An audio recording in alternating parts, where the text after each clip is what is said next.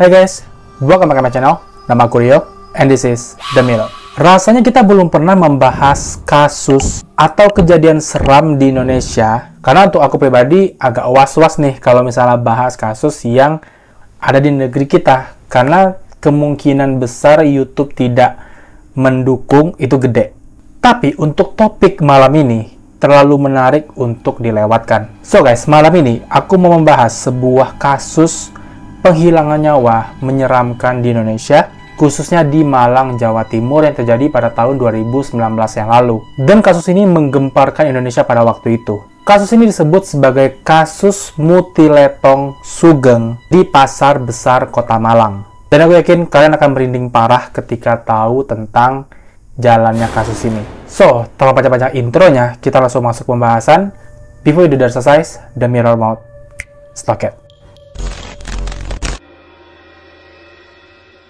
So, pada tanggal 14 Mei 2019, ini belum COVID kayaknya ya, salah seorang pedagang yang gerainya ada di lantai 2 Pasar Besar Kota Malang, itu lagi OTW ke tokonya. Sampai di lantai 2, dia mencium aroma busuk yang dia kira itu bangkai tikus. Karena baunya sangat menyengat, dia laporlah kepada petugas keamanan untuk ngecek, sekaligus membersihkan. Akhirnya para petugas mencoba mencari sumber bau, dan mereka diarahkan ke bawah tangga menuju lantai 3. Tapi bukan bangkai tikus yang mereka dapatkan, tapi sepasang kaki manusia yang udah terpotong dan tergeletak dengan kondisi yang sudah membusuk. Mereka segera lapor ke polisi, dan waktu polisi sampai di TKP, petugas menemukan lagi potongan tubuh di tempat yang berbeda, dan total ditemukan ada 6 bagian tubuh manusia, berupa potongan kaki, potongan tangan, dan potongan tubuh. Sementara potongan kepalanya itu ditemukan di dalam tas plastik berwarna hitam. Diketahui bahwa korban adalah seorang wanita yang mungkin usianya 34 tahun. Nah, penemuan unik dari potongan tubuh ini adalah yang pertama, bagian kaki kiri di telapaknya ada tato bertuliskan Sugeng dan juga tulisan Wahyu yang kuterima dari gereja Comboran bertemu bersama kerabat.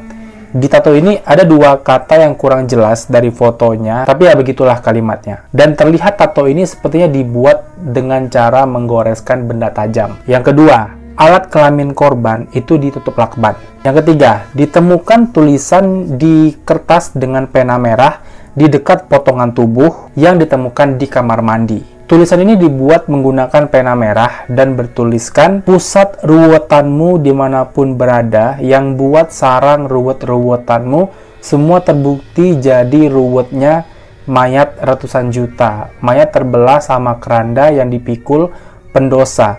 Innalillahi wa inna ilaihi roji'un. Ikannya ruwet-ruwet Sita plus Suwitno. Jadi seluruh Semalang Raya, Kota Malang, Jawa Timur. Susunan katanya agak aneh, agak berantakan, dan kurang jelas. Yang keempat, selain tulisan di kertas, ada juga tulisan di dinding, di tembok, yaitu tulisannya, orang ruwet lihat kalau akan menjelang mau meninggal dunia, atau mati bahasa Inggris is dead.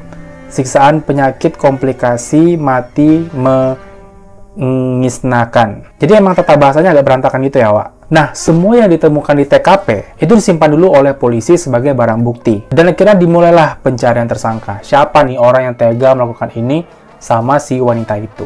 Pencarian polisi pastinya terfokus dengan seorang pria bernama Sugeng kan. Polisi menggunakan anjing pelacak dari unit K9 Polres Malang Kota berdasarkan potongan pakaian di TKP yang dipercaya sebagai pakaian si tersangka. Anjing pelacak itu melacak sampai di Jalan Laksamana Marta Dinata, tepatnya di kawasan Persemayaman Pancabudi. Sampai akhirnya anjing berhasil mengendus bau Sugeng dan didapatkanlah seorang pria berusia 49 tahun bernama Sugeng Santoso yang pada saat itu berada nggak jauh dari lokasi ditemukannya potongan tubuh tadi, sekitar 1 km. Dan saat itu Sugeng sedang tidur siang, karena memang diketahui kalau Sugeng ini tidak memiliki tempat tinggal, alias tunawisma. Satpamnya bilang emang ada orang tidur di sana, kan ada tenda tuh di atas tuh buat tidur. Sering? Iya, sering ketemu. Ada apa informasi orang bilang nggak? Nggak ada. Kalau bau berapa hari? Tadi yang kedengaran bau. gitu. Dari toko bawahnya itu, toko baju, terus dikira bau bang. Sugeng diamankan di kantor polisi tanpa perlawanan sambil terus diinterogasi untuk mendapatkan keterangan tentang potongan tubuh yang ditemukan oleh polisi, petugas keamanan. Nah, menurut masyarakat setempat, Sugeng ini memang dikenal sebagai orang yang punya gangguan mental. Keseharian Sugeng itu tampak berbeda-beda tergantung di mana tempat dia berada. Misalnya dia lagi di Pasar Malang, karakternya kayak gini nih, pemarah misalnya ya. Tapi di daerah lain, dia ini karakternya mungkin ceria, periang, suka nyapa gitu loh. Jadi dia punya karakter yang berbeda tergantung tempatnya. Sementara itu, polisi membuat sketsa wajah si korban tadi untuk dipublikasikan ke masyarakat supaya kerabat, teman, atau keluarganya tahu. Karena memang polisi sendiri nggak tahu nih identitas si korban ini. Nah, ini laporan yang disampaikan oleh AKBP Asfuri yang menangani kasus ini. Dari hasil pemeriksaan, Sugeng diperkirakan menghabisi korban pada hari Rabu tanggal 8 Mei 2019 sekitar pukul 1.30. Artinya, kejadian itu 6 hari sebelum jasadnya ditemukan oleh si petugas keamanan tadi. Tapi kayak aneh itu nggak sih? 6 hari tergeletak di situ, potongan kaki, tapi nggak ada yang tahu. Sugeng bilang dia ini pertama kali kenal dengan si korban itu di kawasan Jalan Marta Dinata. Jadi ya sekedar random ketemu terus ngajak ngobrol gitu. Nah, dimulai dari perkenalan, ngobrol, sampai akhirnya berlanjut ke hasrat untuk berhubungan intim. Si Sugeng bajingan yang ngajak. Dan korban ternyata nggak nolak nih. Tapi ada satu syarat. Supaya lu bisa berhubungan sama gua, lu harus kasih gue duit. Jadi sambil jualan juga nih si korban. Tapi karena Sugeng nggak punya uang, dia cuma bisa ngasih 1 bungkus nasi padang ke si korban. Gila, udah kere nafsuan lagi lu. Ya, walaupun keberatan, tapi si korban, ya udahlah, kalau lu cuma punya ini, udah ayo gas, lanjut. Dimulailah tuh adegan 18+ yang dimulai dengan saling memegang Meki dan Kenti Balado. Tapi karena mereka lagi ada di area terbuka, Sugeng ini mengajak si korban pindah ke tempat yang lebih sepi, yaitu di TKP, di bawah tangga tadi, supaya lokasinya lebih tertutup. Nah, sampai di lokasi, ternyata Sugeng ini nggak bisa terpuaskan hasratnya, karena kondisi korban yang tidak memungkinkan, itu antara menstruasi atau dia lagi demam. Dan akhirnya Sugeng lanjut menggunakan tangan. Nah, disinilah dimulainya tragedi itu. Entah terlalu nafsuan si Sugeng ini atau gimana, entah sekencang apa dia ngobok-ngobok, sampai akhirnya alat vital si korban itu robek dan mengucur cairan merah segar. Nah, karena terbilang parah nih lukanya, si korban ini pingsan. Waktu lagi pingsan inilah Sugeng mentato telapak kaki kiri si korban menggunakan jarum sol sepatu. Tahu kan jarum yang gede untuk jahit sepatu, itu yang dipakai untuk mentato kaki si korban. Psycho, bajingan nafsuan psycho. Sugeng pergi jam 1.30 meninggalkan tubuh korban yang masih pingsan di bawah tangga untuk mencari tas plastik hitam, lalu menghabisi korban. Memisahkan bagian-bagian tubuh si korban hanya menggunakan gunting. Kalian bayangkanlah, gunting setajam apa sih bisanya? Dan ini yang dipotong daging manusia menggunakan gunting. Kalian bayangkan aja gimana caranya si Sugeng mengobrak-abrik tubuh si wanita ini menggunakan gunting. Ya, aku yakin juga itu bukan gunting baru yang tajam. Tapi sebelum dipotong-potong nih, si korban ini terlebih dahulu dibungkam hidung dan mulutnya. Jadi si korban ini bukan metong karena dimutiletong, tapi metong karena udah kehabisan napas. Awalnya Sugeng memotong bagian leher dan selanjutnya memisahkan bagian tubuh lainnya, tangan dan kaki dari badan utama, itu dipotong menjadi 6 bagian dan ditaruh di bawah tangga pasar dan juga di kamar mandi. Motif Sugeng melakukan semua ini bukan karena cinta ditolak atau gimana, tapi karena memang si korban ini nggak bisa memuaskan hasrat si Sugeng. Karena kata Sugeng, alat vital si korban ini mengeluarkan cairan yang bercampur darah. Sugeng kecewa, Sugeng sedih, lalu dia melakukan tindakan itu.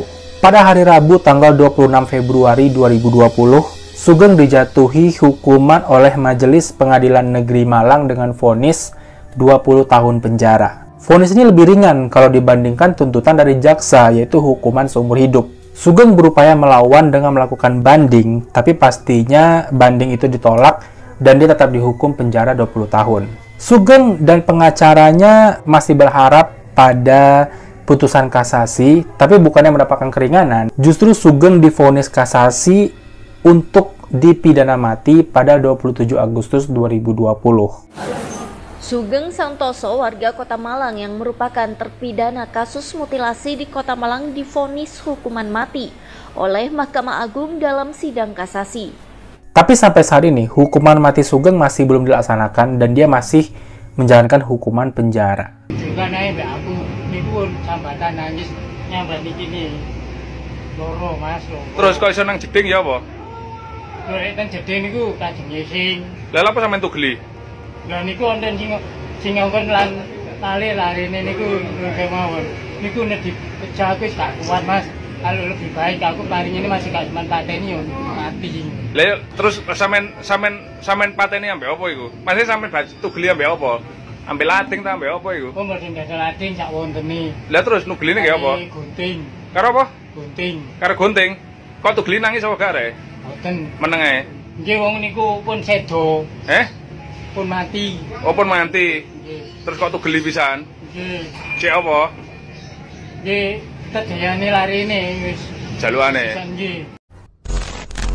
So guys, itulah kasus penghilangan nyawa korban wanita tanpa identitas yang dihabisi oleh Sugeng di bawah tangga menggunakan gunting sehingga tubuhnya terpecah-pecah menjadi 6 bagian. Dan untungnya bumi masih berputar.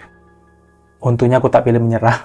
Ya, untungnya Sugeng mendapatkan hukuman yang setimpal atas perbuatannya dan semoga almarhumah itu, ya kita cuma manusia, cuma bisa mendoakan semoga yang terbaik untuk si korban, semoga dia mendapatkan tempat yang baik di sisi Tuhan, terlepas dari apa yang terjadi sebelum hilang nyawanya. Ya kita berdoa aja lah yang terbaik, semoga kita semua dijauhkan dari hal-hal yang kayak gini. Dan kalian teman-teman wanita tolong jaga diri kalian, jangan kayak si korban yang Sugeng, sakit mental, sakit jiwa, dibalikkan nasi bungkus. Jangan ya dek ya. Ya tolong jaga diri masing-masing aja. Hati-hatilah ketika kenal dengan seseorang. Kan ini orang baru nih yang dikenal. Hati-hatilah kenal dengan orang baru. Oke guys, itu aja pembahasan kita pada malam ini. Semoga kita bisa mengambil pelajaran dari kasus ini. Kalau misalnya kalian suka, klik like-nya, subscribe channel ini untuk berlangganan, dan klik loncengnya untuk dapat notifikasi kalau ada video baru. Jangan lupa tinggalkan komentar, kritik, dan saran untuk kemajuan channel ini, dan jangan lupa share video ini ke teman-teman yang lain. Terima kasih sudah menonton dan sampai jumpa di video-video selanjutnya. Bye guys.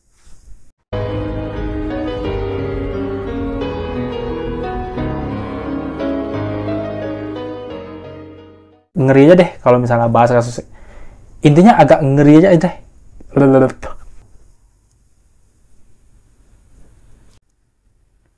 Ini human kenapa dah? Tepatnya di kawasan persemaian. Jadi karakternya berbeda-beda, tergantung tempatnya. Kerabat, teman, atau sehingga kerabat, teman, atau keluarga yang. Tapi sebelum motong-motong, korban ini terlebih dahulu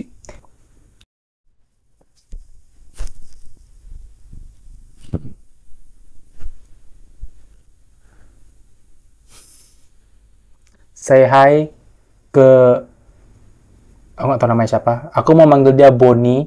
Bonnie didasarkan dari bahasa Inggris tulang, bone. Kenapa tulang? Karena kakinya patah. Jadi dia nggak bisa jalan. Satu. Say hi Bonnie.